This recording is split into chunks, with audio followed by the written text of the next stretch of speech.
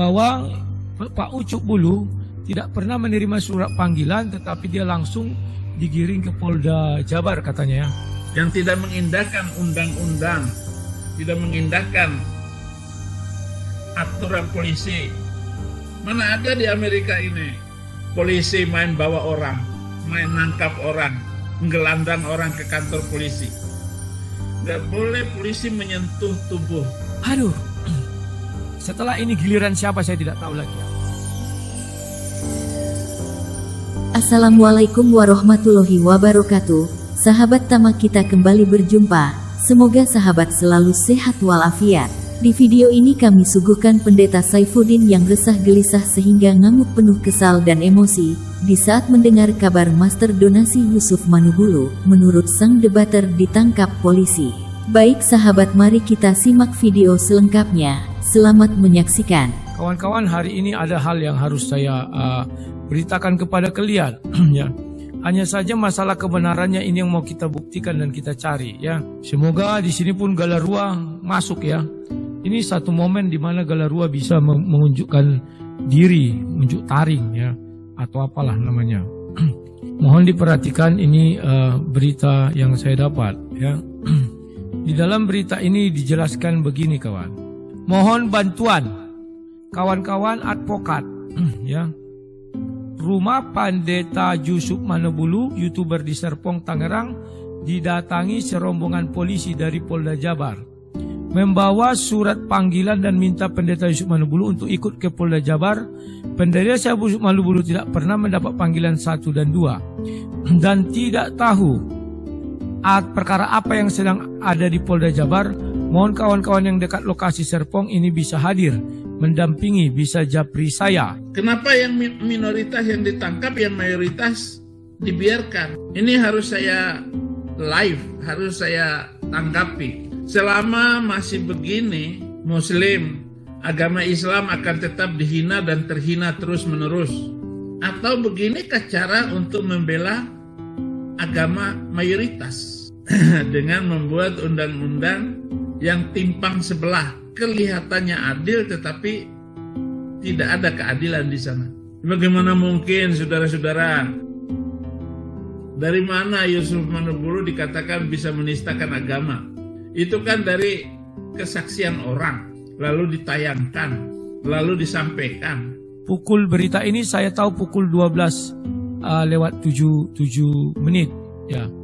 Jadi ini kawan-kawan menjapri saya ini siapa? Ini ada lokasinya. Ini lokasinya ada apa, ini alamat saya, surat panggilan nggak sebelumnya, tidak pernah yang ini. Bahwa Pak Ucuk Bulu tidak pernah menerima surat panggilan, tetapi dia langsung digiring ke Polda Jabar katanya ya. Ini dikasih apanya, Bapak pernah terima surat panggilan? Belum pernah. Oke. Ini saya dapat beritanya barusan ya.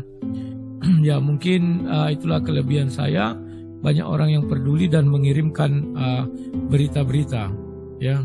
Jadi kawan-kawan advokat, siapapun kalian, mohonlah bantuannya ya. Ini saya sebenarnya bukan tidak bisa mengirim advokat langsung ke tempat Pak Manubulu. Tetapi permasalahannya saya sudah sering difitnah, cari inilah, cari itulah, cari ini ya. Padahal semua saya lakukan untuk mereka itu, dan memang saya sangat jauh. Yang paling dekat dengan ini adalah Pak Marpaung. Nanti coba saya hubungi. Mohon bantuan kawan-kawan advokat. Rumah Pendeta Yusuf Manubulu, YouTuber di Serpong, Tangerang, didatangi segerombol polisi dari Polda Jabar membawa surat panggilan dan minta Pak Yusuf Manubulu untuk ikut ke Polda Jabar. Pendeta Yusuf Manubulu tidak pernah dapat. Aduh, ini kawan-kawannya. Jadi sekarang kita para YouTuber, para apologet Kristen sepertinya mau diberangus. Atau bagaimana, kita nggak tahu apakah ini bernilai benar ataukah bohong-bohongan berita ini. Maka dari itu saya akan coba telepon pengacara yang di Jawa Barat ya. Aduh kawan, masih berita yang saya terima. Maka harus kita cari tahu kebenarannya, agar jangan nanti kita jadi salah-salah ucap, salah-salah tengok, salah-salah koreksi ya. Ya, mengenai donasi itu tidak saya urusi, karena Yusuf Manubulu ini masternya donasi juga. Dia pasti akan melalui ke sana. Saya hanya membantu, memberitakan ya kawan-kawannya. Tidak ada maksud saya mengambil kesempatan keuntungan dalam hal ini. Nah, apa benar berita ini? Itu yang lagi kita konfirmasi Johannes ya. Saya pun tidak tahu kebenarannya, maka saya sudah minta tolong kepada Bapak pengacara untuk langsung datang ke sana. Aduh, setelah ini giliran siapa saya tidak tahu lagi ya. Kemarin si Cindy, kemudian si Tamparagi, sekarang Pak Ucuk Bulu sudah diangkat ya. Semoga nanti donasi untuk Pak Ucuk Bulu juga sampai miliaran. Kita nggak usah terlibat ya kawannya untuk donasi. Menampungnya jangan, karena Pak Ucuk Bulu ini master donasi. Ini polisi melakukan tindakan kriminal. Polisi kriminal macam begini yang tidak mengindahkan undang-undang, tidak mengindahkan aturan polisi.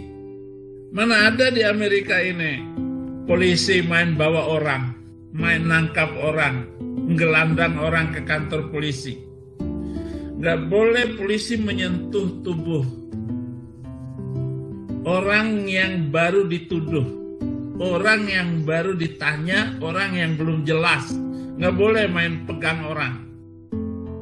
Jadi saudara-saudara, jelas ini polisi kriminal. Yang melakukan kriminal ini adalah polisi. Pak Udin panas dingin nih, jangan menyalahkan polisi Pak. Tidak mungkin polisi menangkap tanpa sebab, tentu berdasar laporan. Baiknya Pak Udin balik ke Indonesia, bantu Pak Ucuk Manubulu yang kata Rudi Yohanes sebagai master donasi. Jadi pastikan Pak buatlah pembelaan, jadi jangan menyalah-nyalahkan yang belum pasti. Bapak dikit-dikit mayoritas, dikit-dikit mayoritas. Lah bila ada salah dan bukti juga fakta kesalahan mayoritas, silahkan laporkan Pak. Enggak usah ngamuk-ngamuk di Amerika, lagian bila ngamuk di Amerika enggak ada gunanya. Biar ngamuknya berguna, balik ke Indonesia silahkan bela lalu bantah bila merasa tidak bersalah. Biar very clear. Saya sudah berada di negara yang penuh dengan keadilan dan hukumnya adalah hukum yang sangat positif sekali, sangat adil.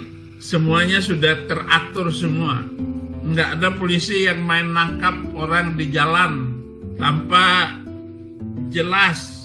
Kalau polisi Indonesia itu sengaja ngumpet sembunyi di balik pohon untuk menangkap yang melanggar lalu lintas. Bukan begitu caranya. Pak Udin selalu menyalahkan polisi. Tidak mungkin polisi menangkap bila tidak berdasarkan laporan. Tentu ada laporannya Pak. Dan bila Pak Udin sudah merasa tenang, damai, mendapat keadilan di Amerika, lebih baik nikmati saja, enggak usah pulang. Dan Pak Udin supaya tenang enggak usah begono begini. Padahal Pak Udin juga kerap kali menghina, mencaci, merendahkan agama lain. Ternyata bila diuji data, Pak Udin enggak bisa apa-apa. Berarti Pak Udin hanya menista. Nah bila Pak Udin punya data yang benar, untuk apa Pak Udin menghindar? Baik sahabat, cukup sekian dan terima kasih. Salam satu Tuhan. Assalamualaikum warahmatullahi wabarakatuh.